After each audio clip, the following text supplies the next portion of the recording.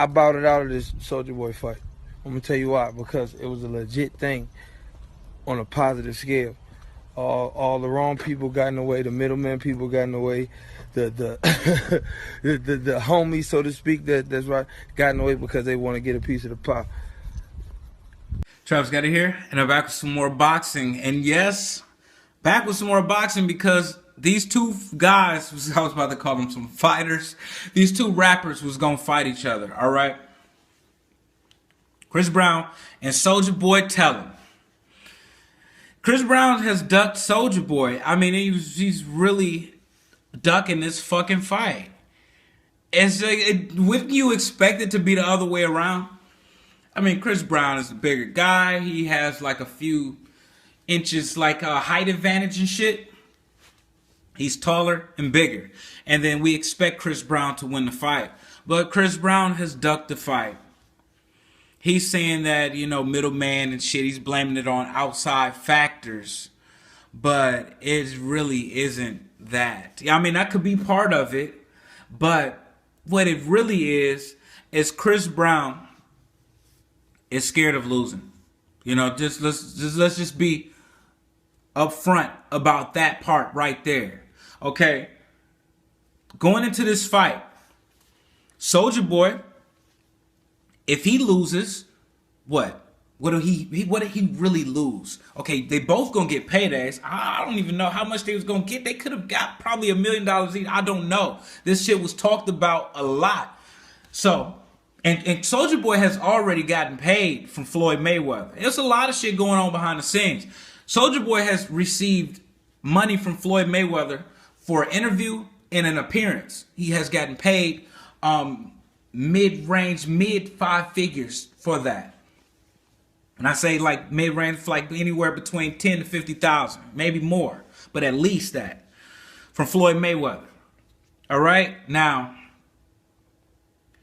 if Soulja Boy was to lose this fight, he really wouldn't be losing much because we already expect him to lose. We already view Soulja Boy as a clown who would do anything for some motherfucking attention any fucking ways, right? That's what we expect from you. You expect you to lose the shit.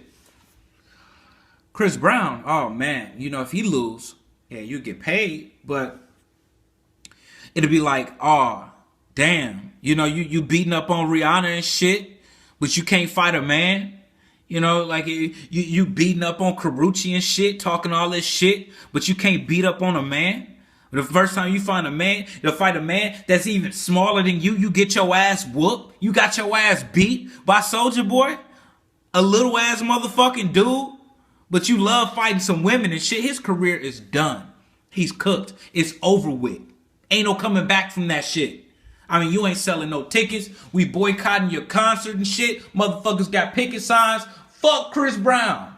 There ain't nobody, you gonna lose a lot of support.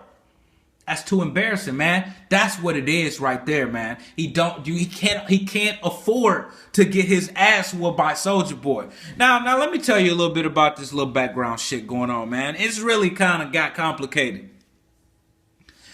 Okay, this was really about Soulja Boy liking his girl's pictures and shit. And he and Chris Brown didn't really he didn't want Soulja Boy commenting or liking on his girl's pictures. All right, he commented, he texted Soulja Boy. Soulja Boy came back talking shit, you know. Soulja Boy that's what he do. Now, Soulja Boy was really the one that was like, he kind of wanted to fight Chris Brown. He was like, get Adrian Broner on the phone, I'm gonna knock your ass out. See, it started with Adrian Broner. It kind of went and it just shifted over to Floyd. Floyd took over, but Soulja Boy, you could hear him saying, tell Adrian Broner to set up the ring, I'm gonna knock your ass out.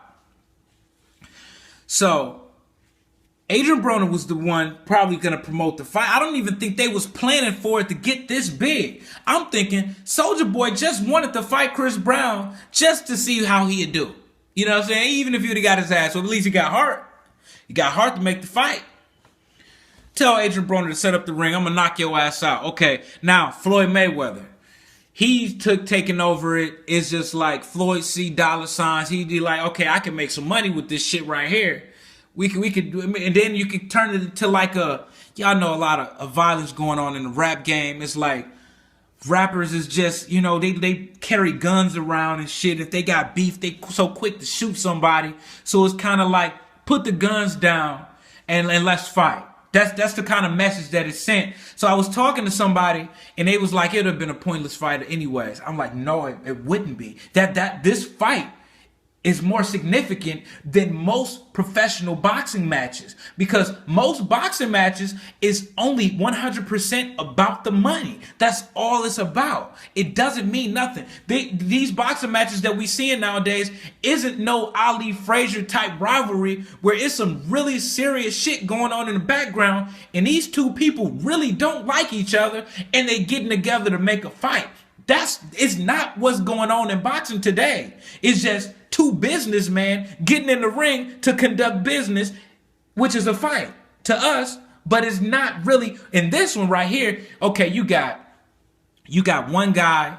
He's kind of like, he just liking the photos. And so I don't know if what he commented on the girl photos or not. But okay, you got another guy. He's jealous. He's like, what the fuck? Why is you commenting on my bitch's pictures and shit? Why you liking my bitch's pictures? It's a storyline behind it. Okay, and then he's like, what the fuck? Fuck you, bitch. I'll beat your ass. Okay, now let's fight. And then there's two rappers and shit. So okay, now, we got the girl right here. He's jealous about this, the attention that he's giving her. You got that. And then, damn, with them being rappers and with it being a lot of violence in rap, it's so more significant than most of these boxing matches. It is, man. And I was trying to tell people, I was hoping that this went down, but Chris Brown didn't want to make the fight, but it's kind of crazy because the fight would have still happened if Chris Brown wouldn't have ducked the fight. You see what I'm saying? It wasn't a big scam. It was really gonna go down. Okay, it started with Adrian the Problem Broner, right? He know both of those people. Floyd Mayweather took over as the lead promoter, and then once Floyd really took over, then it started getting a lot of attention. That's why a lot of people didn't know about it. Broner being involved, okay, and then Whack 100 took over the event. Okay, now Chris Brown and Soulja Boy are like some fake bloods and shit. They claim Pyru, blood gang, this and that. But they really just like a bunch of rappers and shit. And they just saying the shit to be cool. Y'all don't see them. They not on no block busting no gun. They not calling no shots. They not doing no hits. They not doing no gang activity. They just a bunch of couple millionaires saying Pyru, blood gang, suwoo. But since that's what they claim, Whack 100, who is the game's manager and brother, the game rapper, and they're all bloods, okay? And Whack 100 is looking at it like, okay, well, you got two bloods fighting, then a blood should be organizing the whole event. How could you have two bloods fighting and then not have the Pyrus, not have the bloods organizing and orchestrating the whole event? So here come Whack 100 in the game. So now it started off with Adrian Broner. Then Floyd Mayweather took over. And then Whack 100 took over for Floyd. Floyd is not going to get in the way and say, fuck that to Whack 100. We talking about real street dudes. Whack 100 ain't to be played with. If he say this is between the bloods, this is blood business, Floyd Mayweather don't want no problems with nobody, okay? He's just like, oh, I just want to make a couple dollars and shit, but since you want to go there, fuck it, it's yours. The game didn't want no part of that. I guess the game, Chris Brown, it's confusing to me. Chris Brown didn't want no part of that because I guess Chris Brown got some kind of a problem with the game.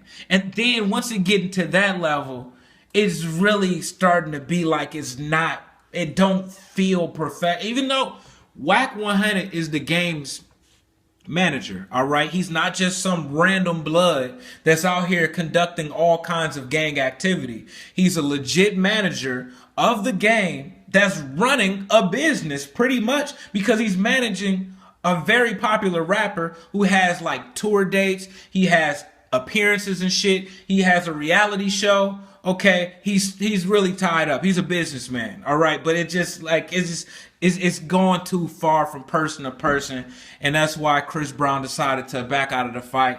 But honestly, man, I think that they could have made the fight. I just think Chris Brown started weighing everything. It's just like, you know what? if I lose this fight, then it ain't gonna look good. It ain't gonna look good. And what do I have to gain here? And then what do I have to lose? And then when you weigh the risk versus the reward, Chris Brown decided that it'll probably be a bad idea to go through with this fight, and he decided not to make the fight.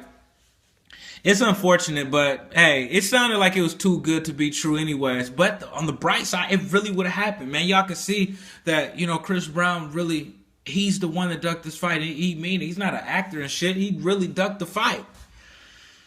So we didn't see this fight, but I'm kind of glad that they still was talking about it. Even though the fight didn't happen, man. You got 22 Savage calling out 21 Savage for a fight to be the real Savage.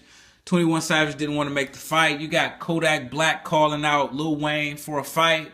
That fight didn't happen. I don't even know if Lil Wayne responded. I guess Hurricane Chris got mad and he called out Kodak Black.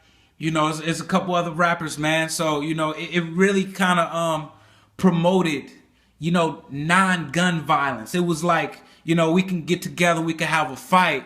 We can put the guns down and we can have a fight, man. So, and that's always positive. I know even, fighting is still kind of, but it's still kind of like violence. It's still, but like an organized boxing event with boxing gloves, nobody's going to get hurt. Nobody's going to get jumped. And that's far better than people shooting people up and shit like that. So, the thought of them having this fight still was a positive thing. And I'm still glad that it went as far as it did. I'm Travis Gotti. Thank you for tuning in to Travis Gotti Boxing. Subscribe. Ain't no nigga gonna ever hold me up. So, however everything goes, this how we rock it. He gonna see me, you gonna see me.